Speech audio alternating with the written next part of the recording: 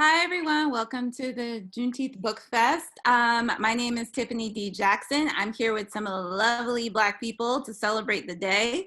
And first, I want to start by kicking off by letting them, one, introduce themselves, talk a little bit about your book, i.e. your elevator pitch for your book, and then also your favorite food, because I'm also hungry. Go ahead. Anyone can go. Or Hey, I'll go. all right. I'm Justin A. Reynolds. I'm the author of Opposite of Always, and my forthcoming book, Early Departures, comes out September. That book is essentially about best friendship, and can you ever get back a friendship that you lost that meant the world to you? And it's also about sibling love, about the bond between a brother and a sister. That book is important to me because it also talks about getting an opportunity to have a second chance at life and having a second chance at the moments that kind of make life reliving. And so, yeah, that comes out September. That's it. I'm Lamar Giles. I'm the author of Not So Pure and Simple, which is a book about a young man named Dell who accidentally joins a purity pledge at his church to get close to a girl he likes. Doesn't go that well for him. He's the only kid in church allowed to take sex ed at his high school, so he becomes like a double agent.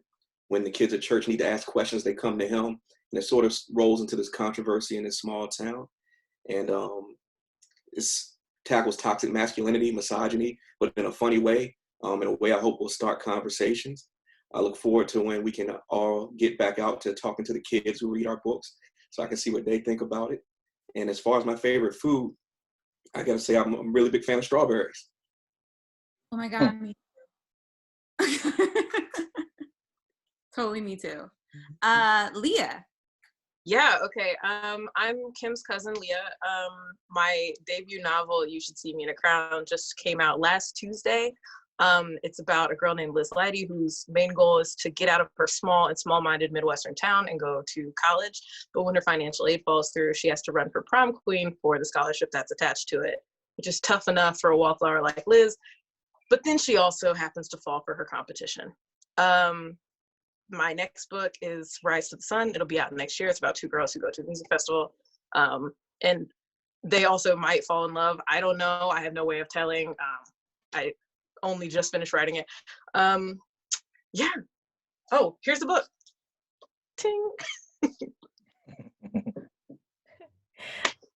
And I'm Kim Johnson, author of This Is My America, which comes out July 28th this summer. It's my debut book. It's about a 17-year-old girl named Tracy whose father has been wrongfully incarcerated for the past 7 years. And she writes weekly letters to an organization called Innocence X, which is similar to Equal Justice Initiative and the Innocence Project. And in her last year, she's basically really desperate to get him free and starts working on his case until her older brother gets accused of killing a white girl. And so it's a story that basically covers the cycle of mass incarceration and trying to look at not just aspects of police brutality, but the majority of the experience of Black incarceration and what that looks like. And it's a story that's actually mystery too, so double mystery. It's actually more agented in terms of her activism and the way that she tries to resolve the situation. So yeah, that's my book. Excited. And my favorite food is Thai food. And I live in a town that doesn't have good Thai food, which really sucks. Oh, that's awful. Yeah, super awful. Oh my gosh. I mean, I was gonna say, oh, maybe Uber Eats can no, but no, never mind. Mm-hmm. Anyway, so for those who don't know, the title of this panel is called Black Stories Are Not Niche. And one of the great things why I wanted to have our lovely authors introduce their books, because as you could see, their books really sort of cover the gamut of the Black experience. So I wanted to ask you guys, what do you feel, or how do you feel that Black books today have been sort of pigeonholed, and how do you want to push against that? Big question. Well, can I go? I don't want to cut anybody else off, but I think the way a lot of books are pigeonholed in how they're not marketed well. There's certain narratives that publishers tend to get behind and really put the marketing dollars behind, tend to lean into Black pain narratives. And it's not that we don't need all the books about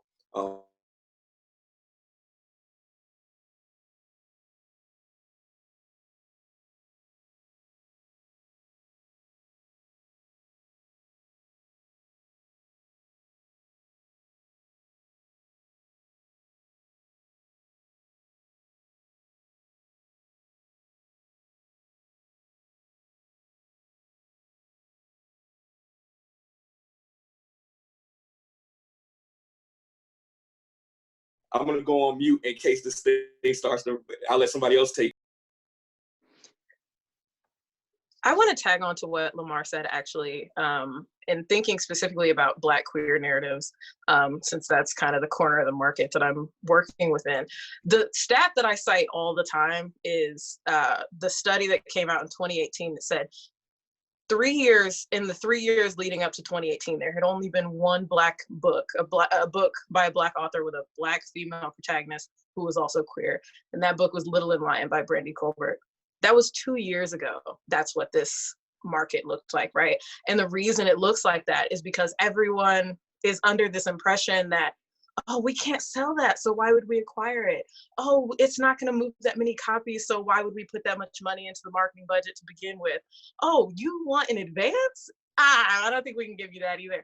And so I think when we look at this field of play that we exist in, Lamar's talking specifically about like Black trauma narratives, and I think that there is something to be said for stories about Black joy, and those stories, especially for trans kids, for neurodivergent kids, for my protagonist is deeply anxious and also very, very queer.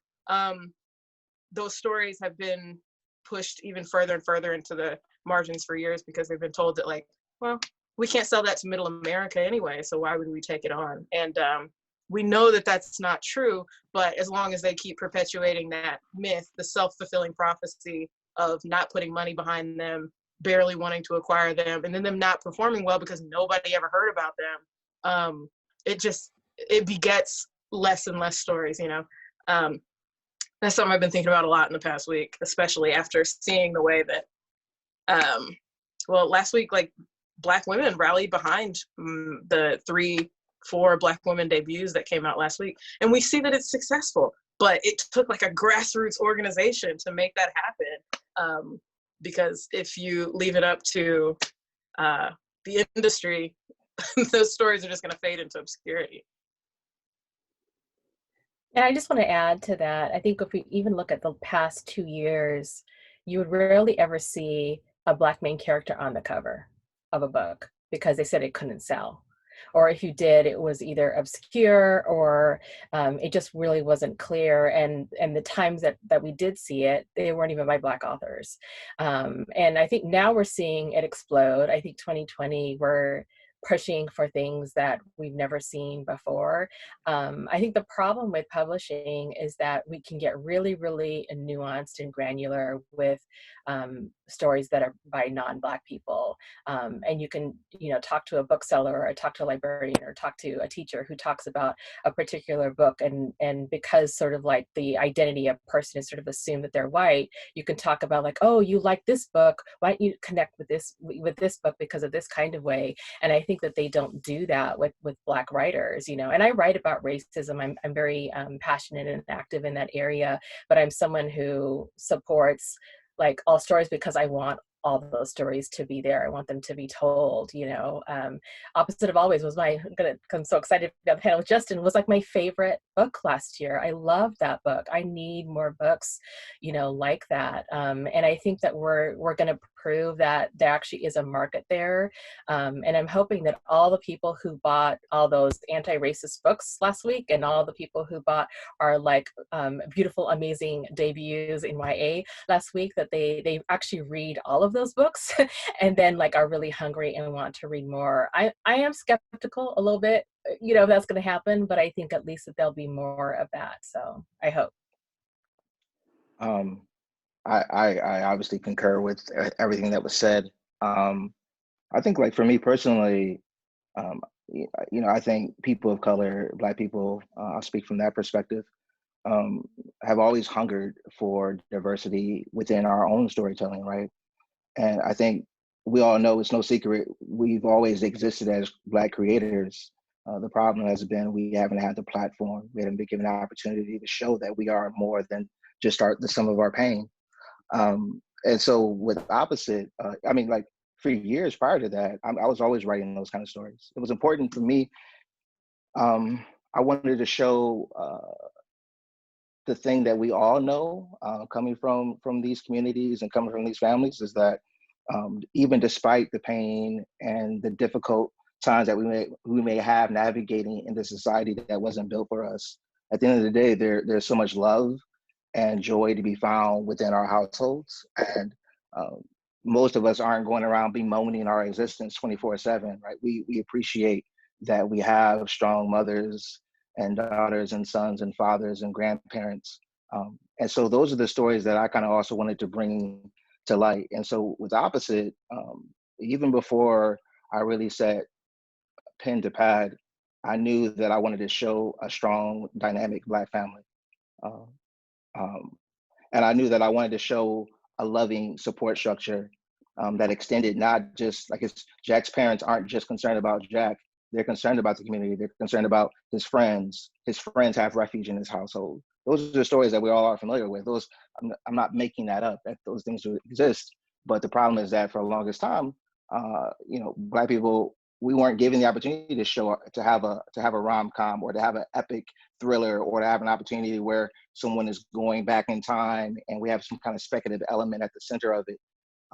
And so I think, it's no surprise to us when these books perform well. It's no surprise to us when we see that there's a market for that. We know that people, and even outside of the Black community, would like to see more of those stories. But the problem is that, marketing, like any other business, is primarily interested in what has been worked already, what have we already seen. But when the system is designed so that you never get to see those other stories, right? Then you're just perpetuating the absence of diversity. So I think I'm excited. I'm encouraged by some of the things happening right now in publishing. The problem is that publishing, like other corporations in this country, they move at an iceberg pace oftentimes, and it takes years and years before you truly see the results of some diversity. But I celebrate, like, with the releases that we just had last week and the success that they had. That's good news for everyone, right? That means that now, again, we have further confirmation that if you put the energy into it, if you dedicate some resources to it, even though in this case a lot of this was grassroots, like Leah said, people will show up. People will get behind the thing, and the stories speak for themselves once they're in the hands. Thank you all. A lot of times, and some of you sort of hit upon this, a lot of times people, quote unquote, learn about us through kind of the stereotypes. And usually typically the stereotypes are like the first things that they see. And so I'm wondering, for you, how did you find your favorite non-Black pain book? Like, what was one of your favorites? Because sometimes I think because they are so kind of buried and not marketed and stuff like that, we sort of find them through happenstance, or just truly a serendipitous moment. We stumble across them in a bookstore, on a curb in Brooklyn. How do you find your favorite? What was one of your favorites that you can think of? And it could be, I mean, real talk, it could be your own, or it could be something that just recently came out, or it could be something like a children's book. Because I think one of the things that we need to do in the midst of everything that's happening, because I'm sure I know I'm not the only one who's getting a million emails from people asking me to teach them about my pain. And that's not my style. So I'm wondering, maybe instead of teaching, maybe they can learn through just, example. And so I'm wondering, what are some of your favorite pain, full of joy books? Well, Tiff, I don't know.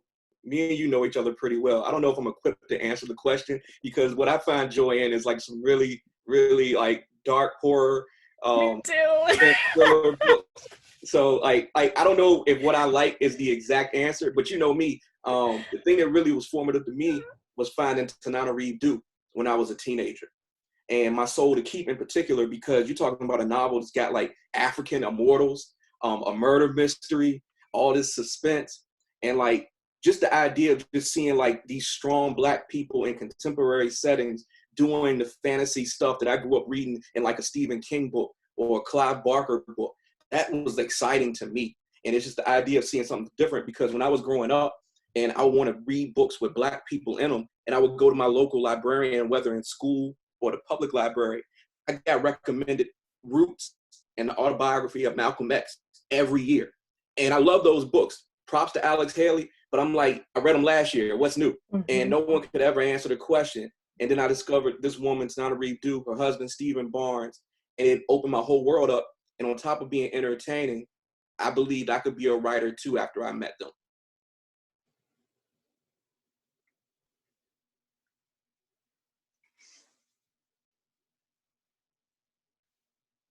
I was like, I'll say, Justin's yeah, box yeah, yeah. lit up, and I was No, like, is this?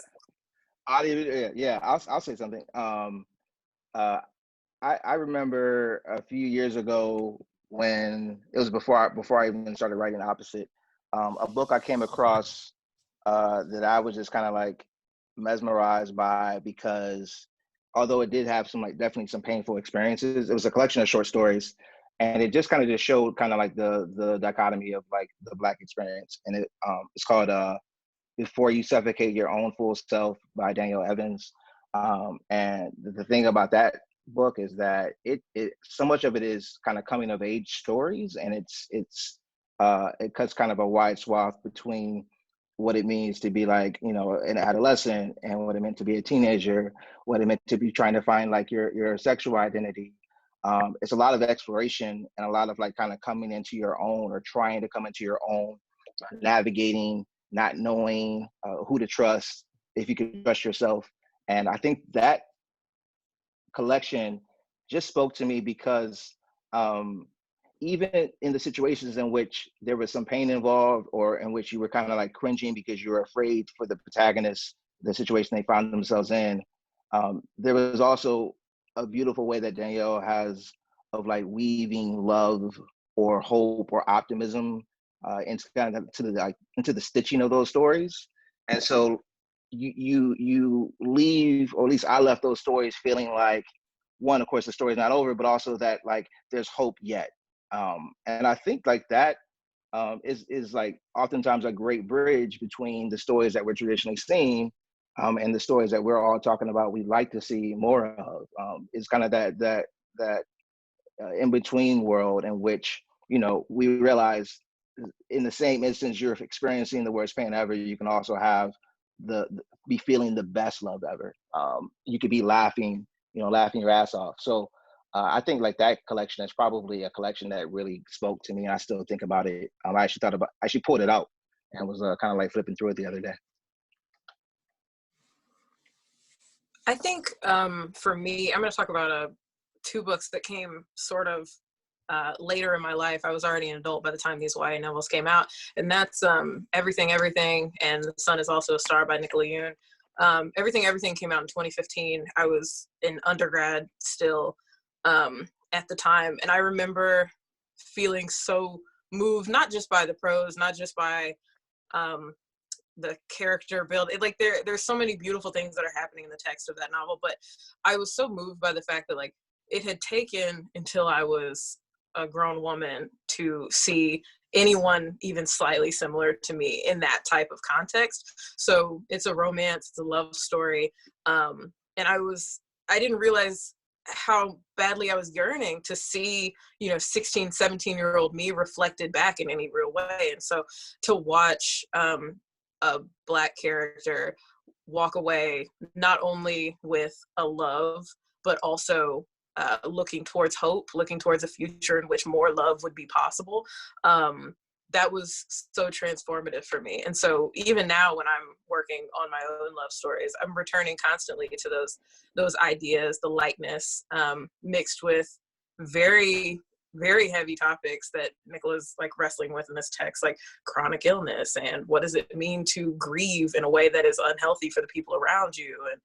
And yeah, it just, I'm constantly returning to those books because I think they're master classes in romance for teenagers. I'm similar with Leah. I didn't see myself on the page for a really long time, so I just actually stopped reading for, probably about 20 years, unless it was like nonfiction, unless it was specific to some of my like academic interests that I have around African American lit, history, politics, sociology. And so I just stopped reading, and how I found my joy was through other forms of media and entertainment, whether that was music or television. And I feel like actually right now in the past 3 years, I've been living my best life with books, because there's been so many books that have come out, and I like struggle to want to say an answer because I'll be really honest, like I'm looking at the people right now on this panel that have brought me actual joy and just the enjoyment in reading. I've taken something away from all of you in your works. I mean, even thinking about like Leah's, You Should See Me in a Crown. I wanted that Molly Ringwald moment when I was growing up. So like I'm 40. So like all the like Sweet 16 and all of those stories about like the girl trying to find her way and she was, awkward and not liked. And then all of a sudden, like she like made it to the top, right? Other than Carrie, I'm also a dark person. So, horror and all that kind of stuff. And it gave me all those butterflies of just having those experiences, and I felt like that was like my Molly Ringwald moment to be able to have it, and so I think I'm just finding joy right now in just so many stories that I'm reading about love and relationships. And again, I love thrillers. That's like my total jam area, being able to see Black people be the agents in the story or the main protagonists in the story. And so, I mean, I'm so jealous of young people today who now have all these books. What were these books when we were growing up? I'm so mad. I'm actually kind of hot about that, to be honest. So I just wanted to be really honest about like my reflection and where I actually find joy, because I feel like I'm now finally finding joy in literature, where before I felt like I was doing it in other ways. So. Can I say one quick thing, Tiffany? Yeah, sure. I was just gonna say, like, what Kim just said, kind of like really speaks to me because I think about even like when we were thinking about what we were gonna comp Opposite of Always to before we went on sub, and the cabinets were like a little bleak. I mean, there weren't a lot of options to try to convey Black love stories, and that was pretty sad to me, that wasn't happening, and also that. And I've said time and time again, like every kid deserves to see themselves reflected in a story, like their true selves. Every kid deserves to be the hero of an adventure. And so like, I think like that's still, I mean, there's still so much work to be done. And like, even now, I'll be honest, like as I was coming up with Danielle's book, I'm thinking like, there's only a handful of books that I'm thinking about that have reflected the experiences that we're all talking about. So yeah, I'm also excited for the work that everyone here is doing and our contemporaries is doing, and hopefully, the generations coming up after us they won't have those same issues that we're having in terms of like, where do I go to find the story that speaks to me? I was actually gonna like say that, I was actually having a conversation with my mother about like, what are the first books that I read, because like Amar said, like, I grew up reading like thrillers and, Stephen King and Mary Higgins Clark and Clive Bay. Like there was no thing for me. But one joy story, which I don't know if you can really count this, was Waiting to Exhale. And I read that when I was like 11. Yeah. And all I kept on thinking is like, man, marriage is rough. I don't know if I can do it. I want no parts of it. But I loved like the friendship within it. Like I always wanted like that packer girlfriend myself, which I have now, but it was just something that, so it was funny when you all were talking about it, I was like, yeah, I was reading Waiting to Exhale. There was no Leah Johnson for me when I was younger. Sure. So I needed, Tiffany, stop it. So it's exciting to like, I'm really excited for kids. But anyway, so this book festival is obviously happening on Juneteenth. So I wanted to ask you guys a question because, you know, when I talk to people about Juneteenth lately, everyone's all of a sudden up on this history. But when we were younger, this wasn't in our history books. This wasn't like taught in our, so I want to know, just because like I definitely have somewhat militant parents. I went to a very militant Black historical college. So that was pretty much like my foundation overall. Like they wouldn't let you graduate from Howard if you didn't know what Juneteenth was. So I'm curious, how did you guys find out about Juneteenth and what does it actually mean to you? For me, it was college. Like I didn't hear about it before. Because I was involved with like Black Student Union and those organizations, and so it was like we just were planning our events. And because I haven't lived in a community growing up before where there actually was events and activities that you could like enjoy and participate in. And so when I got to college, I got to be a part of doing it. And you know, for me, I've actually struggled with Juneteenth for a while, but now I feel like this is the year of like true Black liberation. We actually could be on the like real cusp of it. Like maybe, can we do this? And so I actually have a very different feel about Juneteenth in a way of like celebration. Like, can we have this be sort of another round of really thinking about what does Juneteenth mean for us, and is this a way that we actually can revolutionize the way that we're thinking and acting and behaving for it. And so for me, before it used to be like kind of a sad thing for me of like actually we were free. It was like the last group that found out they were free, like that's what we're celebrating, you know. And so you know, I've really just enjoyed being able to have conversations now about Juneteenth, about, you know, like we're not really looking at 4th of July. Like that actually hasn't been, especially for the Black community, and thinking about how do we actually celebrate independence has been, you know, looking at Juneteenth. But like I'm looking at this year in even more radical way than I ever have before. And I'm really excited about it. I learned about it in college too. I went to Old Dominion University in Norfolk, Virginia, which is primarily white institution. But for those of us who lived on campus, like all the Black people were drawn together. And so it came a point when it was like a part of campus that we felt was just our section. And in being together, you started to learn all sorts of things. And Juneteenth was one of the things I learned about. And to me, it represented like the chunks of knowledge that we weren't given in our traditional education. And it's like, you know, just like the Tulsa, Oklahoma massacre. And it's one of those things where I'm like, okay, the education system I came through sort of robbed me of the opportunities to learn these things in the history books, but at least it's stuff that I can learn from my peers and pass on to younger people in my family, in my friend circles. And it's just one of those things that if they're not going to learn it at school, at least I can help them learn about it when we talk. To what Lamar just said, actually, I am thinking a lot about how many of us didn't come into any real understanding about what Juneteenth was until we got to college. And most of that still didn't come from the academic setting. Those things were transmitted between students, other Black kids. So I also went to a PWI. I went to Indiana University, go Hoosiers. And we have 40,000 students that go to IU, and 4% of that population is Black. And so we had to band together in that environment so that we had any type of sense of real community.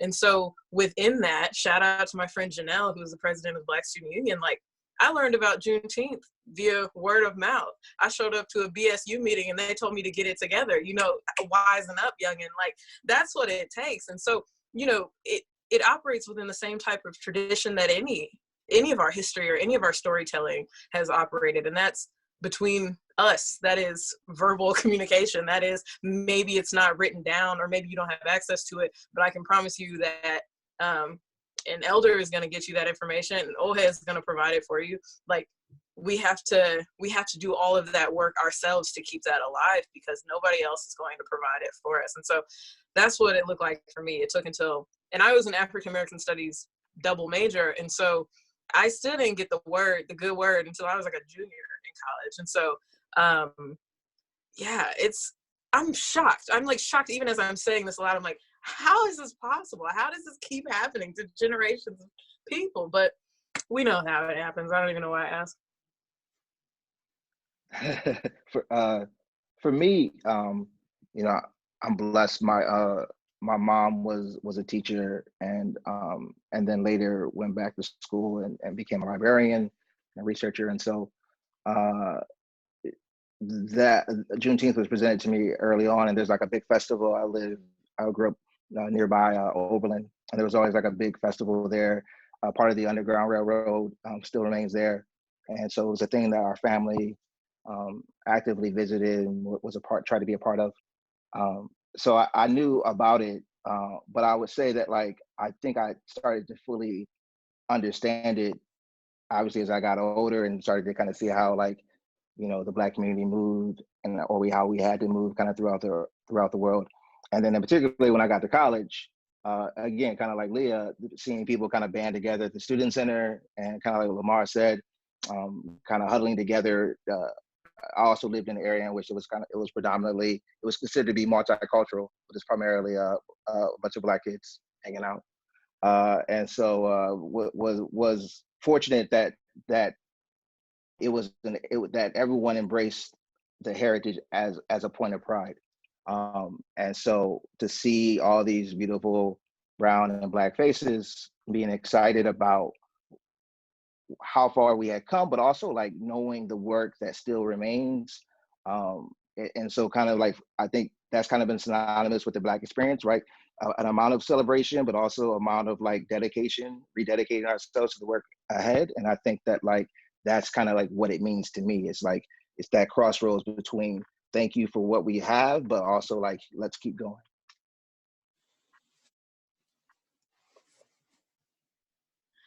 So I feel like you all just have like these phenomenal stories that are like game changers, quite frankly. And one of the things that has happened a lot when you become a game changer is there's sort of this emotion that comes along with it.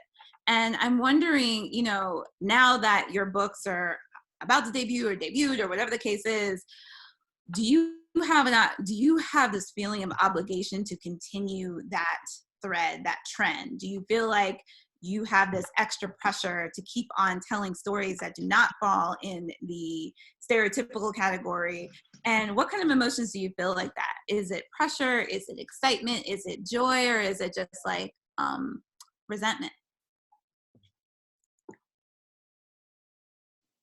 I would say all of the above. I think it's really difficult to know that if your book does not perform well, the likelihood of another book like yours happening again is very slim. Like, we're really carrying a lot on each of our shoulders. In that same vein, I'm deeply honored to be able to do this work alongside you all. Like, all of you are writers that I so admire, and so like it's such a great opportunity to be able to like learn and be in community with you. But at the same time, I'm also like, well, what happens when one of us missteps? What happens when one of our books comes out and flops? Which white folks have been flopping for decades, okay? And they're still getting $1 million advances. So I'm thinking a lot about how like each of us are carrying sort of a burden of representation with our books. Somebody asked me the other day, like, Liz, the main character in the book, Liz is just so good. What were you thinking when you wrote Liz? And I was like, well, I was thinking about the fact that like Black kids are held to unreasonable standards of excellence in real life and on the page. They're also expected to be excellent. I can't write, well, I can't, I am in the next book, but it would have been much harder for me to sell a book with a super messy queer girl in the first for the first time out the gate, like a girl who makes out with everybody and just kind of like is figuring her stuff out. Like, that is way more difficult to sell than a book about a queer girl, which is also still difficult, who is at the top of her class, who is first chair internet, who has a part-time job and gives all her money to her family, who like makes dinner for her grandparents and like cleans the house, and like she manages to do all of this and still somehow like make it out on top, because what space have our books ever been given to be mediocre? What space have any of us ever been given in real life or on the page to be mediocre? And so I think, at least for me, that's a responsibility that I'm always carrying and trying to write through. And hopefully as each of my books come out, I want them to keep doing well, one, for my own hubris, but also because I want us to be able to change those narratives with every successful book, you know? Yeah. For me, being a debut with my book coming out soon, this is really hard for me. It's actually, it's like painfully hard for me being a debut, because when I was writing my book, I was writing it because I was very passionate about wanting to talk about something that I feel like I work with college students. That's sort of the field that I'm in, and I wanted to be able to have a book that they would have read when they were in high school. And so that when they come into thinking about issues and identity, they actually have something that they can sort of hold on to be able to help explain things. And so my research, my works that I was looking at are the books that are now selling out, you know, Stamped, New Jim Crow, Just Mercy, The Other Westmore, all of those books I was using as my foundation to try to write my story. And, you know, I didn't know how my book would even do going on submission, because I talk about a lot of things in my book and use complex themes and do it in a way that I really wanted to be grounded around actually having a mystery and actually having someone be that sort of like the agent in trying to figure out what to do, rather than something happened to them and they're sort of wallowing in this pain and, oh my goodness, it's so sad and let's all cry about it. And I wanted to do more in a book. I wanted there to be like that sort of that realness to it. But on my debut, I never saw myself as a writer. I started writing when I was 32. I abandoned even the idea of ever being a writer because it was something that was never told to me that I was actually even good at. I looked at, you know, I'm successful in my other career, you know, but it's not because it's based on any writing aspects of what I do. And so like I've really learned the past 8-9 years on actually how to write. And now I have this book that's coming out and it's dealing with all the issues that are happening right now. So I take that and as a heavy sort of weight on me, and that I want people actually to read my book because I think that I was actually very thoughtful with how I did it. But I also know that there might be some readers who are expecting a lot, to basically encompass everything, you know, and it's just is not going to do that. And so people are going to want to talk to me about my book. And I've never actually, like in the past 3 weeks, I've just started talking about my book. I don't talk to people about my book. I've never done that. Like people at my work now, I work at a university now, all of a sudden it's out that I'm a writer. I never told people that I was a writer. And so my students that I mentor and I work with that are activists are now going to look at the article that I had last week. And I'm not thinking about what the world thinks about the article that was in. I'm thinking about like, dang, my students are going to crucify me because they cut down the nuance of what I said and made it sound like I'm taking up the work that they're doing, which is not what I do. I amplify what students do and I'm there for a support for them. And so for me, I have a lot of emotions of having a debut that's coming out with a lot of these themes. More people are likely going to read it now than probably were before. And now all of a sudden I need to be like polished and have all my stuff together. And I'm like, I'm basically barely utter the word I'm an author. And like, dang, all of a sudden I'm like a debut on a panel with my faves. Like, what? This is crazy. So yeah, I have a lot of mixed emotions. But just in thinking about my next book, I think there is pressure now. Before I did feel pressure because I felt like I wrote the book that I wanted to write. As I think about my second book that I'm working on, you know, I am very interested in writing about being able to understand and unpack generational issues and why things are the way that they are. I think that's the educator in me, is that there's a lot of questions when we talk about particular issues within the Black community and experiences that people have had. I really like to unpack things that I don't think that we ever really talk about. And so I want to do that. But I also want to write other kinds of stories, you know, like I had never even thought that I could write a love story. And I'm reading all these like Black love stories. I'm like, man, what love story am I going to write? You know, so I don't want my book that I've written now to sort of put me in this sort of sphere. I don't want to be asked to do a bunch of panels now just to talk about racism, because I feel like there are other more talented people who have been also doing, I've been doing this work, but I've been doing it in a different kind of way. I think there's much more talented people who have been educators and can really think about actually how to be anti-racist. And I want them to call those people rather than sort of take my hot take on something that I'm really just starting to learn actually how to articulate it to young people. So I just want to talk just so I can say that, first of all, I disagree with what Kim just said, like the last two sentences, because I think that she's more than qualified to be that person, and to be one of those people. thank you, Justin. So I'll just say, I'll start with that part. But then Thank I think you. that, yeah, no, I mean, I 100% mean it. Like, I think I'd be lying to say that I don't feel a tremendous pressure. And I think honestly, like, I think probably all of us do. And part of it is because like what Leah said, you know, notoriously we get one opportunity to hit a, and I was actually talking to an editor about this like recently, because they're like, oh, you know, like your book is done well, and like, you know, you're on your way. And I've never felt like that. And I mean, Tiffany, you and I talk, like, you know, that I don't feel secure. I don't have that kind of security in my heart, because I just feel like, man, we have to hit a home run every time, right? And it's hard to hit a home run every at bat.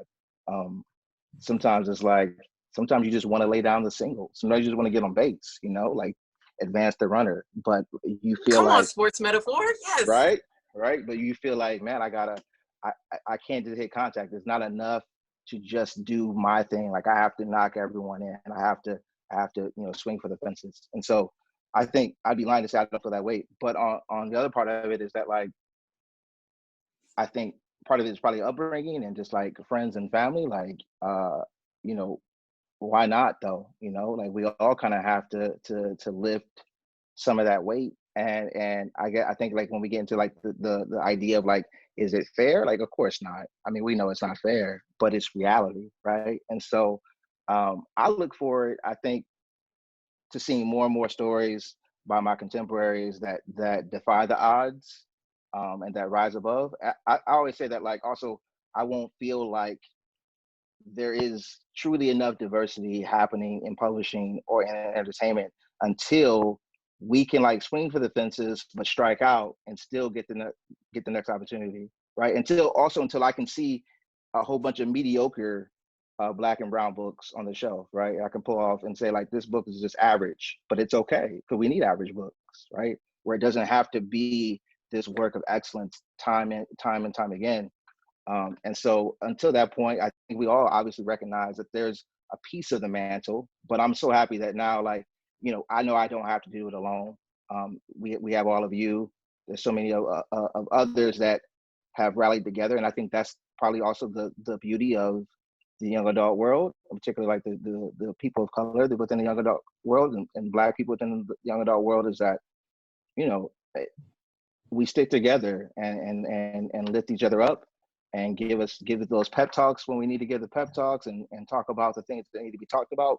And I think at the end of the day, like the thing that I try to remember that to center me is like, yo, it's for the kids, you know what I mean? And so like, if I got to do a little bit more work and take a little bit more chances so that they might have an opportunity to get the thing a little bit easier, or to be able to have a story that resonates with them a little bit more succinctly, then so be it. I'm willing to do that because they deserve it.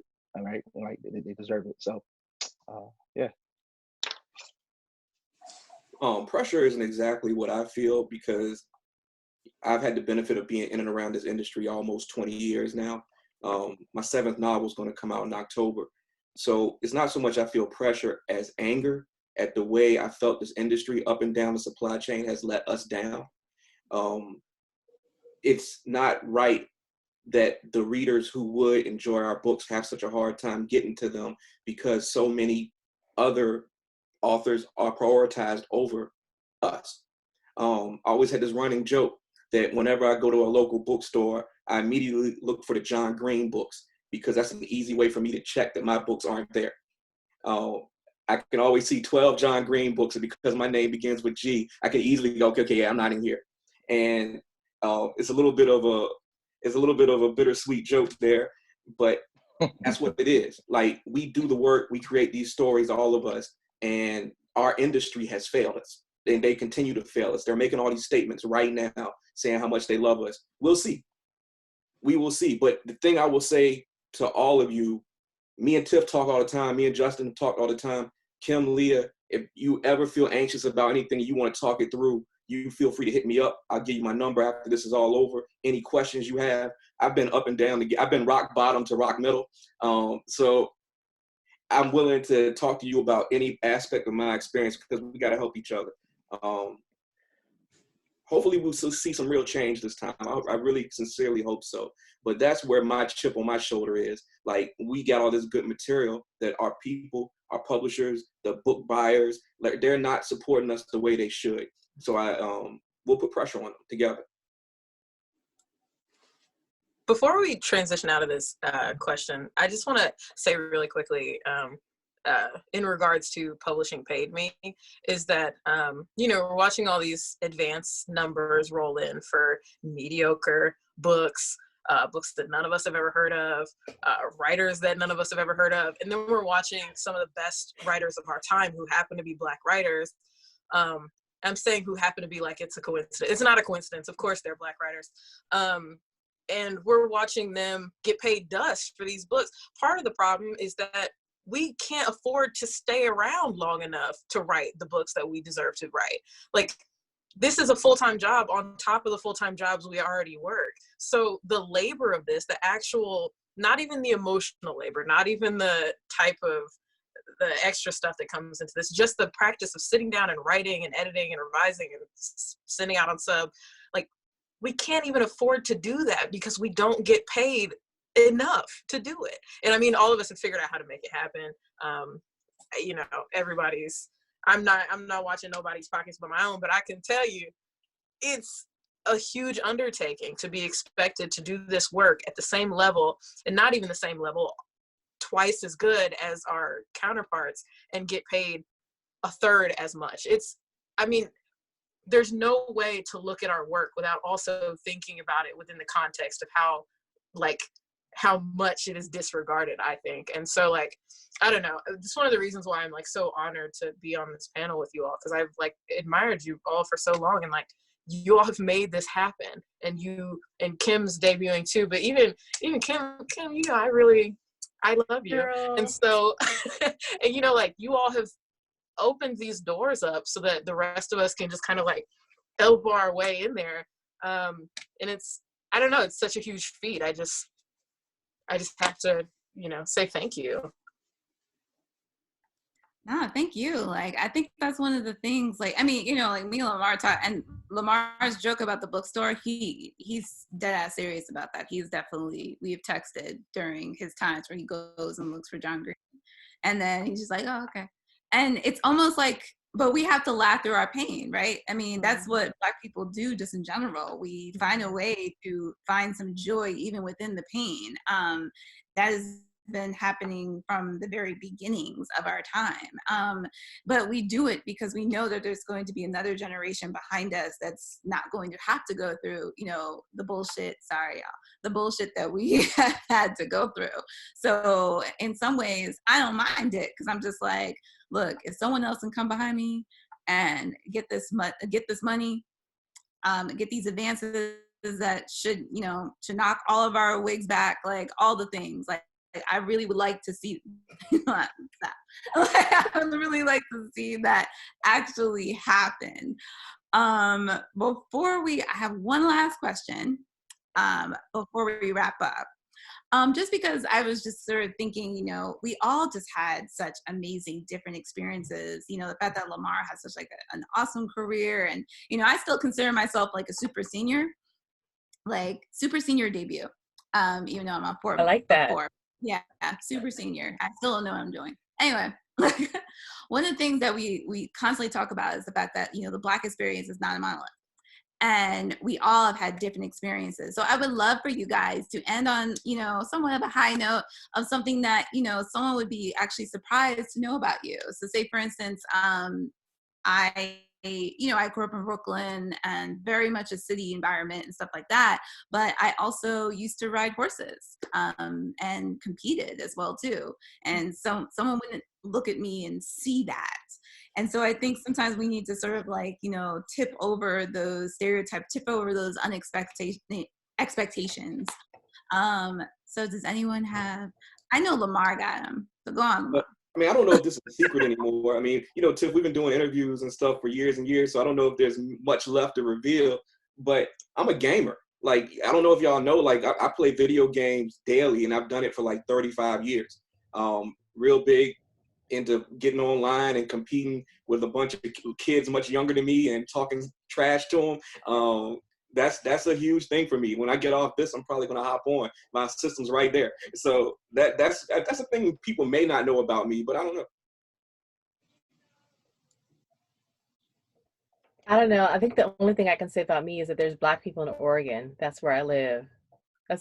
Yeah. See, your eyes. Why they always get so big? Come on, y'all. I had no idea. We out here, okay? You see, not impressed by horses, impressed by Oregon? Come on now, what? Yes, we out here. I have lived other places though, okay? I have, but but yeah, we out here on the Oregon Trail, just blazing our way. I'm from Nowheresville, Indiana, Kim, so I'm not even, I really don't have nowhere to talk.